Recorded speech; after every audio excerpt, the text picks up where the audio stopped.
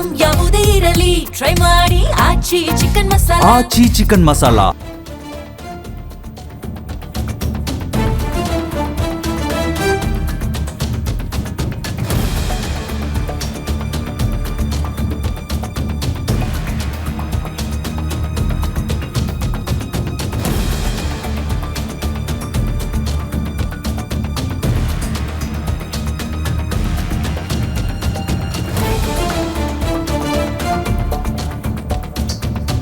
ಇನ್ನ ನಾಳೆ ಅಲ್ಲ ಶುಕ್ರವಾರ ಬೆಳಿಗ್ಗೆ ನಡೆಯಲಿದೆ ಸಿಎಲ್ಪಿ ಸಭೆ. ವೇಣುಗೋಪಾಲ್ ಸುರ್ಜೇವಾಲಾ ಅವರ ಸಮ್ಮುಖದಲ್ಲಿ ಸಿಎಲ್ಪಿ ಸಭೆ ನಡೆಯುತ್ತೆ.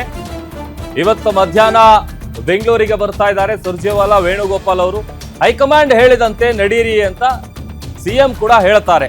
ಎಲ್ಲಾ ಶಾಸಕರಿಗೂ ಹೈಕಮಾಂಡ್ ಸೂಚನೆ ಪಾಲಿಸಬೇಕು ಅನ್ನುವಂತ ಕರೆಯನ್ನ ನೀಡಲಾಗುತ್ತೆ. ಶಾಸಕಾಂಗ ಸಭೆಯಲ್ಲಿ ಡಿಕೆ ಶಿವಕುಮಾರ್ ಅವರು ಸಿಎಂ ಆಗ್ತಾ ಇದ್ದಾರೆ ಅನ್ನುವಂತ ವಿಚಾರವನ್ನು ಕೂಡ ಅನೌನ್ಸ್ ಮಾಡ್ತಾರೆ, ಘೋಷಣೆ ಮಾಡ್ತಾರೆ.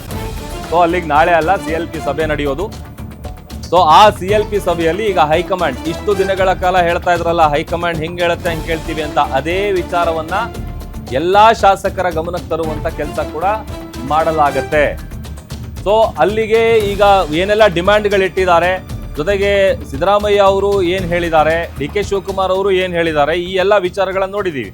ಹೆಚ್ಚುವರಿ DCMಗಳ ಹುದ್ದೆಯನ್ನ ಸೃಷ್ಟಿ ಮಾಡಬೇಕು, ಅದರ ಜೊತೆಗೆ ಇಡೀ ಟೀಮ್ ಕೂಡ ಚೇಂಜ್ ಆಗುತ್ತೆ ಅನ್ನುವಂಥದ್ದು ಒಂದ್ ಕಡೆ ಚರ್ಚೆ ಆಗ್ತಾ ಇದೆ. ಯಾವಾಗ ಸಿದ್ದರಾಮಯ್ಯ ಅವರು ಪದತ್ಯಾಗ ಮಾಡ್ತಾರೆ ಅನ್ನುವಂಥ ವಿಚಾರ ಮುನ್ನೆಲೆಗೆ ಬರುತ್ತೆ, ಆಗ್ಲಿಂದ ಸಾಕಷ್ಟು ಚರ್ಚೆಗಳು ರಾಜಕೀಯ ಪಡಸಾಲೆಯಲ್ಲಿ ನಡೀತಾ ಇದೆ.